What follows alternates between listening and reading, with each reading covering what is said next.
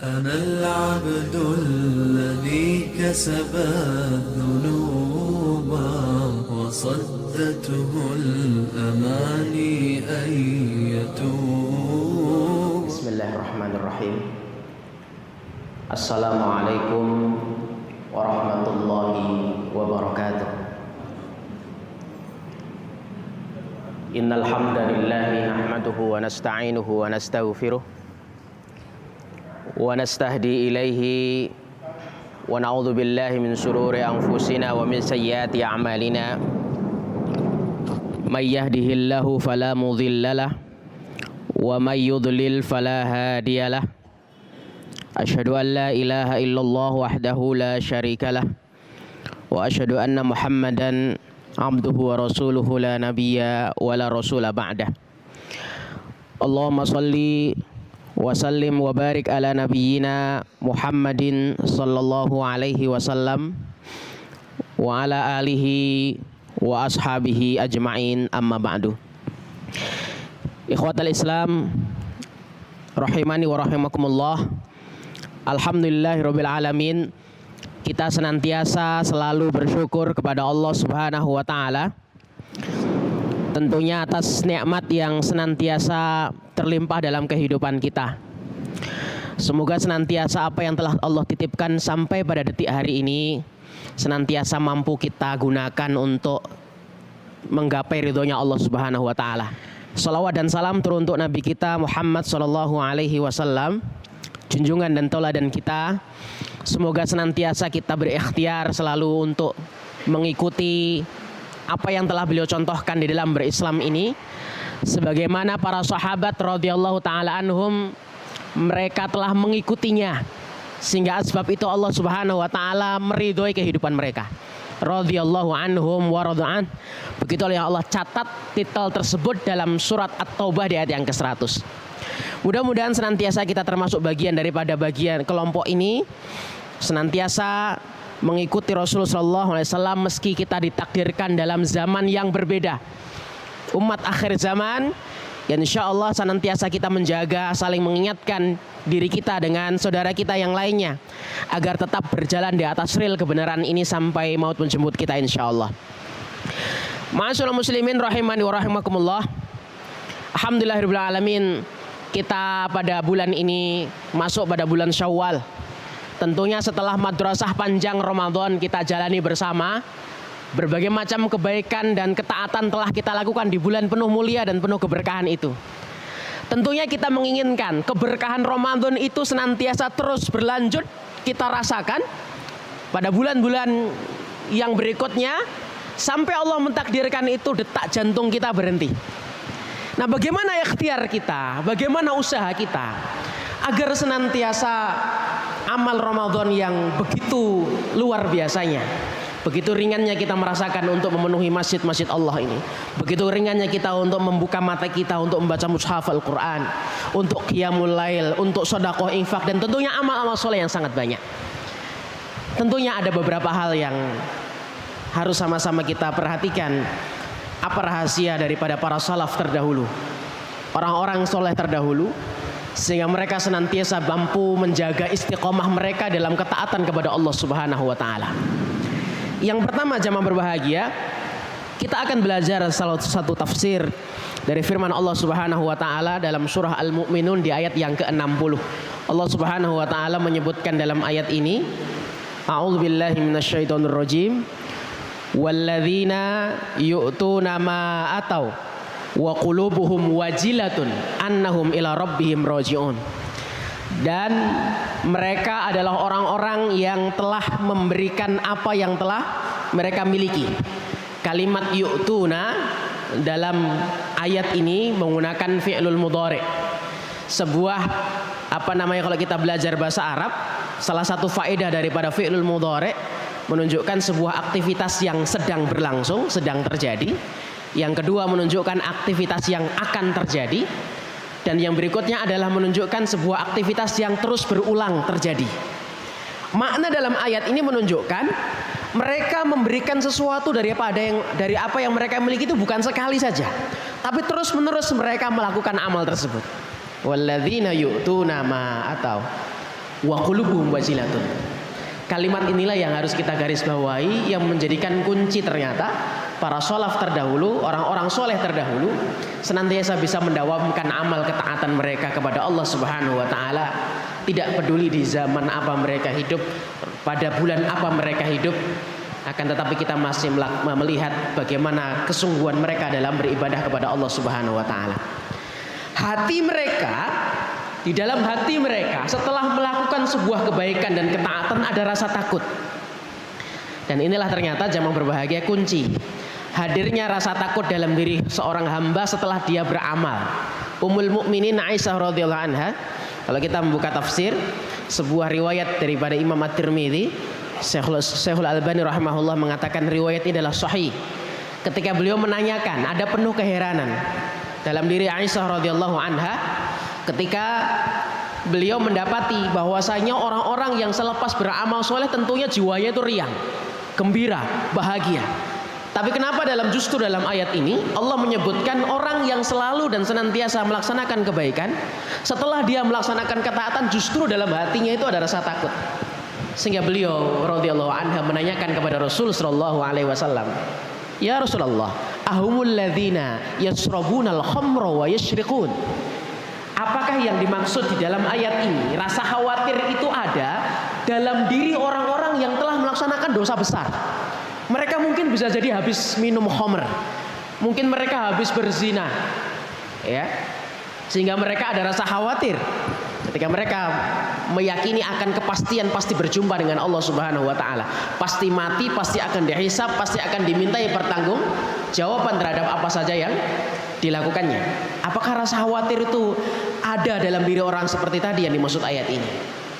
Maka Rasulullah SAW dengan senyum kepada Ummul Mukminin mengatakan, "La ya bintas Siddiq." Salah satu panggilan sayangnya kepada beliau. Tidak wahai putrinya As-Siddiq. Bukan begitu yang dimaksud dalam ayat ini.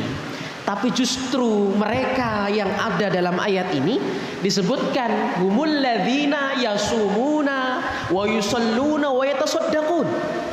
Justru yang Allah sebutkan dalam ayat ini adalah orang-orang yang mereka telah melaksanakan syam. Mereka telah menegakkan sholat selalu senantiasa menggunakan fi'lul mudhari. Yasumun, yusallun, wa yatasaddaqun, dan juga selalu bersedekah. Akan tetapi mereka humul ladzina yakhafuna alla yuqbala minhum. Mereka khawatir apa yang telah mereka baru saja kerjakan, sholat mereka, syam mereka, sedekah mereka, khawatir belum diterima oleh Allah Subhanahu wa taala. Rasa khawatir sebuah amal itu belum diterima inilah jamaah berbahagia menjadikan seseorang itu tidak akan menghentikan amalnya terlalu dini sebelum detak jantungnya itu dihentikan oleh Allah Subhanahu wa taala, sebelum nyawanya diambil oleh Allah Subhanahu wa taala. Dan inilah poin yang bisa kita ambil pelajaran untuk kita semua para alumni Ramadan, bahwasanya menanamkan dalam diri kita adanya rasa khawatir dan rasa takut bahwasanya apa yang telah kita kerjakan belum diterima oleh Allah Subhanahu wa taala, menjadikan diri kita tidak menghentikan amal kita. Seorang yang mungkin anak-anak kita yang mengikuti ujian, mereka takut tidak naik kelas, mereka takut bahwasanya nanti tidak bisa menjawab soal, maka rasa takut itu akan mengantarkan mereka untuk giat dalam belajar supaya mereka bisa menjawab banyak pertanyaan.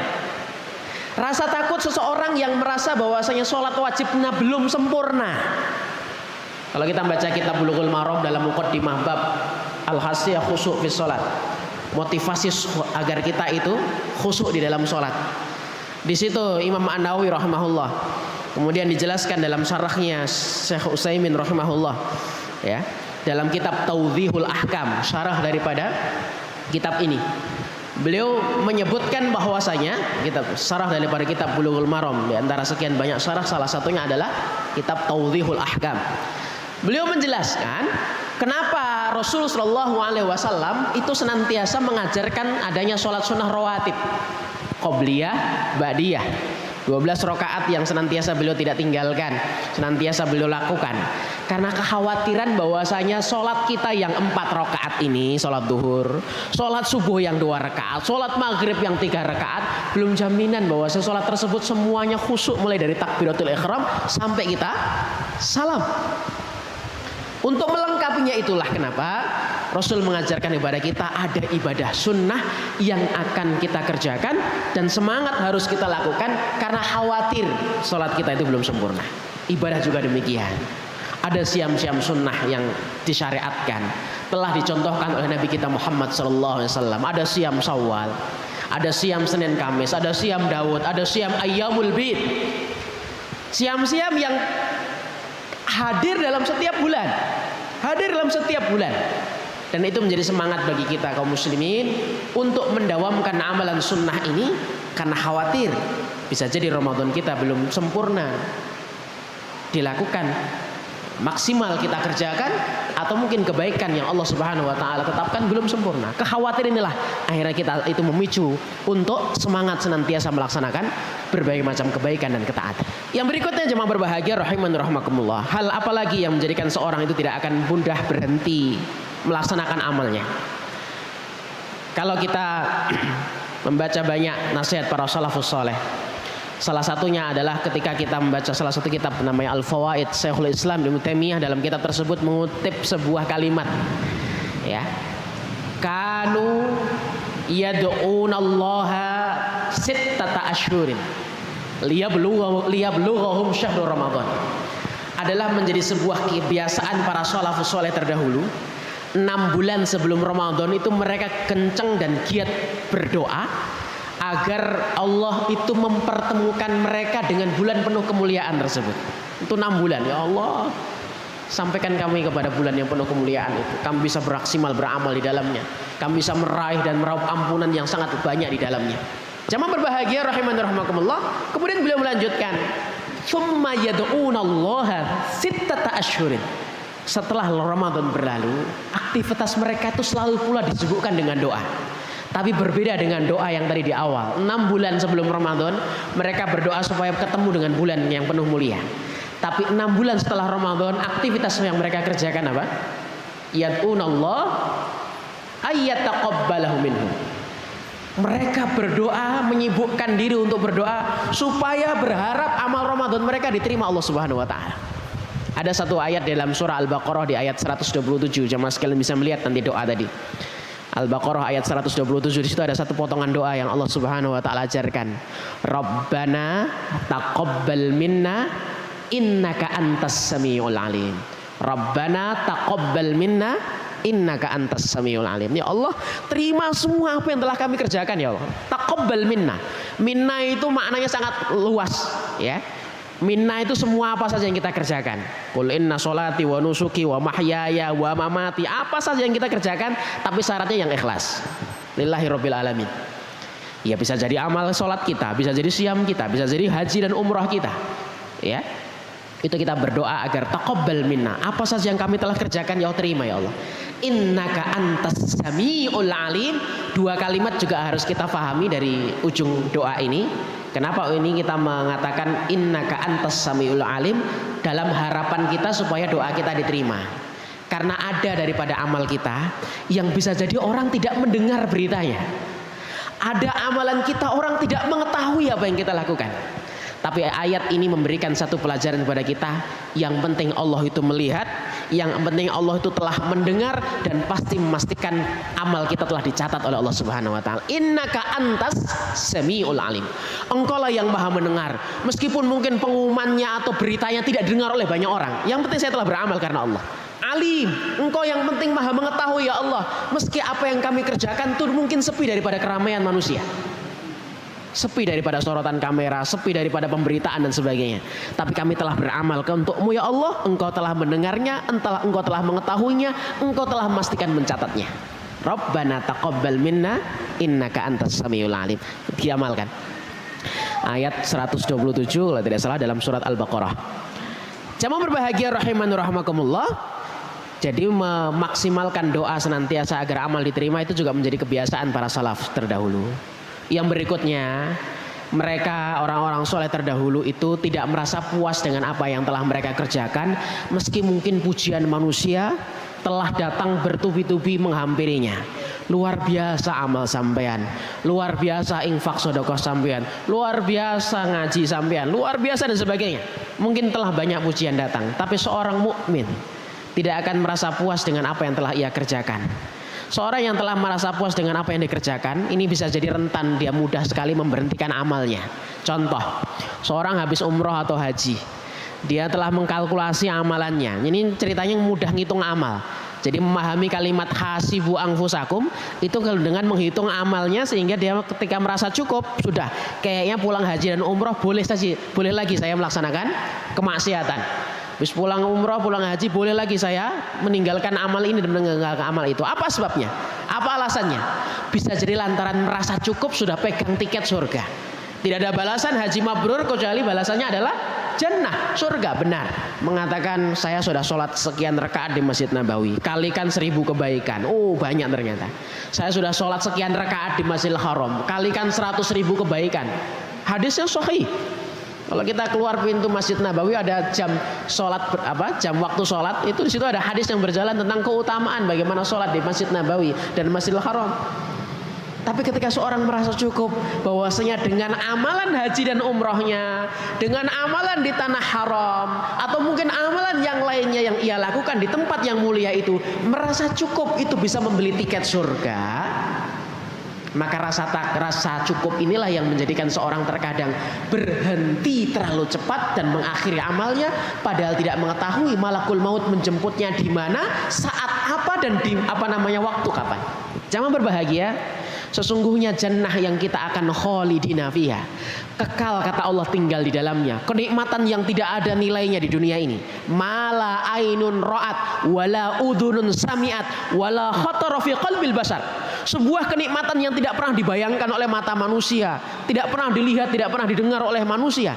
Sebuah kenikmatan yang tidak ada nilai, tidak bisa dibandingkan nilainya dengan kenikmatan di dunia ini. Itu kalau cuman dibandingkan dengan amal yang kita kerjakan, yang hanya sedikit, yang hanya sebentar, yang kadang setiap kita tobatnya cuman berapa tahun. Ada yang tobatnya baru masuk usia 30, ada yang belajar sunnah baru usia 40. Amal kita sedikit sekali, jamaah berbahagia. Usia umat Rasulullah tidak ada yang panjang. Kalau itu kita merasa yakin kemudian memberhentikan amal kita, telah banyak yang telah kita lakukan akhirnya merasa cukup, maka sungguh Allah telah memberikan kepada kita nikmat jauh lebih besar dibanding ketaatan kita yang cuma sebentar. Kita melihat sebuah riwayat yang dulu pernah saya sampaikan, ketika malaikat Jibril mengatakan dan menceritakan kepada Nabi Muhammad SAW, Inna lillahi abdun abidallahu khamsumi'ati sanatin. Allah itu pernah punya seorang hamba, diberikan jatah usia yang sangat panjang, 500 tahun, ibadahnya sangat banyak. Tapi ketika di akhirat kelak Allah mengatakan kepada orang ini, udkhulul jannata bi rahmati fulan, wahai hambaku, silakan kamu, aku persilakan masuk surga, tapi atas rahmatku. Orang tadi protes, bal bi amali, sampai 3 kali dalam riwayat tersebut disebutkan. Apa bukan karena amalku engkau masukkan aku dalam surga wahai Rasulullah? Iya, memang benar karena amal. Udkhulul jannata bima kuntum ta'malun. Ya, ayat dan hadis tidak pernah ada yang menyelisih, tapi memberikan makna bahwasanya tidak cukup dengan amal kita yang sedikit. Sehingga ketika protes sampai yang 3 kali, Allah merintahkan malaikat untuk menimbang amalnya. Apa yang terjadi jamaah sekalian? Rahiman rahmakumullah. Qad ahatat ni'matul basar bi ibadati khamsumi'ati sanatin. Ternyata ibadah orang yang tadi maksimal mengerjakan ketaatan kepada Allah, bahkan dapat jatah usia lebih daripada 500 tahun. Itu ternyata setaat-taatnya manusia demikian, baru sebanding dengan nikmat melihat yang Allah berikan kepadanya. Nikmat apa lagi yang Allah telah berikan kepada kita? Bisa mendengar, bisa merasakan, bisa berjalan, bisa berbicara. Dan nikmat yang lainnya, harta, pekerjaan, anak keturunan, keluarga. Kita bandingkan untuk membeli surga yang Allah Subhanahu wa taala berikan hanya dengan amal kita yang sedikit, sehingga kita merasa cukup dengan apa yang telah kita kerjakan. Wala'iyadzubillah. Mudah-mudahan kita dilindungi Allah dari orang-orang yang merasa cukup dengan amalnya. Senantiasa memotivasi diri kita untuk tidak puas dengan amal kita. Kalimat tidak puas ini menjadikan kita untuk selalu introspeksi. Kalimat tidak puas ini menjadikan kita tidak akan berhenti belajar sunnah, belajar Islam, belajar kebenaran dengan dalil. Tidak berhenti untuk duduk dalam majelis nasihat. Dan inilah poin yang ketiga, rahasia daripada para salafus soleh terdahulu, di mana mereka itu mampu bisa istiqomah dalam melaksanakan ketaatan. Yang terakhir jemaah berbahagia, ibarat menanam sebuah tanaman. Menanam itu susah, gampang susah. Tapi ada yang lebih susah, yaitu ketika tanaman tumbuh kemudian merawat dan menjaganya. Melaksanakan sebuah amal juga kita rasakan susah pada awalnya. Kalau tidak dipaksakan, jamaah itu nggak akan pernah bisa sholat jamaah. Ada saja alasannya, ada saja kesibukannya sehingga kita meninggalkan jamaah. Taklim, ngaji ilmu Islam, kalau kita mencari alasannya maka akan datang sejuta alasan yang menjadikan kita akhirnya tidak pernah ngaji, nggak pernah belajar Islam. Padahal kita seorang muslim dituntut untuk mengerti kebenaran Islam. Kalau nggak dipaksakan nggak bisa, susah. Karena tipe jalan ketaatan itu falak tahamal aqobah. Sedikit manusia mau menapakinya karena jalannya terjal mendaki. Perlu energi yang lebih, perlu dorongan yang maksimal, perlu kawan yang sangat banyak, perlu pendukung yang sangat banyak, perlu nasihat dari banyak orang. Jalannya mendaki. Berbeda dengan jalan kemaksiatan. Turun, curam, tanpa gas saja, tidak perlu ditawarkan dan tidak perlu diajak. Kemaksiatan itu akan membuat daya tarik yang luar biasa dalam diri kita. Tidak perlu diundang. Kemaksiatan selalu ramai acaranya. Lihat majelis taklim, undangan, berita, SMS, ketuk rumah satu persatu, ya. Dan mungkin tawaran yang lainnya, adanya snack atau mungkin yang macam-macam lah yang ditawarkan. Belum jaminan penuh full majelis itu dipenuhi dengan orang-orang yang hadir dalamnya. Inilah jamaah berbahagia. Ketaatan juga demikian. Kita perlu teman-teman yang soleh. Kita perlu komunitas yang baik. Kita perlu orang-orang yang memiliki frekuensi yang sama dalam ketaatan kepada Allah. Kalau ingin kita istiqomah dalam kebaikan dan ketaatan. Poin yang terakhir ini perlu kita sama-sama jadikan renungan. Karena sesungguhnya su'ul khuluqi yu'di. Akhlak yang buruk itu gampang sekali menularnya. Kepada siapa kita bersahabat, kepada siapa kita berduduk, kepada siapa kita ngobrol, kepada siapa kita bergaul, maka itulah yang pula akan mengaruhi daripada kualitas ketaatan kita kepada Allah Subhanahu wa taala. Mudah-mudahan ini beberapa poin yang bisa saya sampaikan untuk kita semua para alumni Ramadan. Mudah-mudahan Allah Subhanahu wa taala senantiasa memberikan kepada kita selalu kekuatan untuk bisa melaksanakan ketaatan tidak hanya pada Ramadan saja, tapi akan berlanjut pada bulan-bulan berikutnya. Bi'sal qaum man la ya'rif rabbah bihaqqin illa fi Ramadan. Para salaf mengatakan, ada yang mengatakan ini adalah Fudail bin Iyad rahimahullah, tapi ikhtilaf. Tapi ini adalah termasuk ucapan para salafus soleh yang masyhur di kalangan para ulama. Seburuk-buruk kaum, beliau mengatakan adalah orang yang tidak mengenal Allah kecuali dia mengenalnya cuma pada Ramadan saja. Mudah-mudahan kita tidak tergolong kaum ini, yang kita mengenal Allah, mengenal masjid, mengenal Quran, mengenal ibadah hanya pada bulan Ramadan saja. Kita akan mengenali Rabb kita sebagaimana Allah senantiasa mengenali kita, memberikan nafas kepada kita, memberikan nikmat kepada kita. Sampai kapan? Sampai Allah menjadikan jatah usia kita selesai di muka bumi ini. Kenali Allah saat kita sempit, kenali Allah saat kita lapang, kenali Allah dimanapun kita berada. Maka sungguhnya kita akan menjadi hamba-hamba yang akan mendapatkan diijabahnya doa-doa kita, yaitu kematian yang terbaik. Allahumma inna nas'aluka husnul khatimah. Allahumma rzuqnal istiqamah fi sabilika wa fi ta'atika. Wa Allahumma ya muqallibal qulub, tsabbit qulubana ala ta'atik. Rabbana atina fid dunya hasanah fil akhirati hasanah wa qina adzabannar. Subhanakallahumma bihamdik asyhadu an la ilaha illa anta astaghfiruka wa atubu ilaik. Aqulu qouli hadza. Assalamualaikum warahmatullahi wabarakatuh. أنا العبد الذي كسب الذنوب وصدته الأماني أن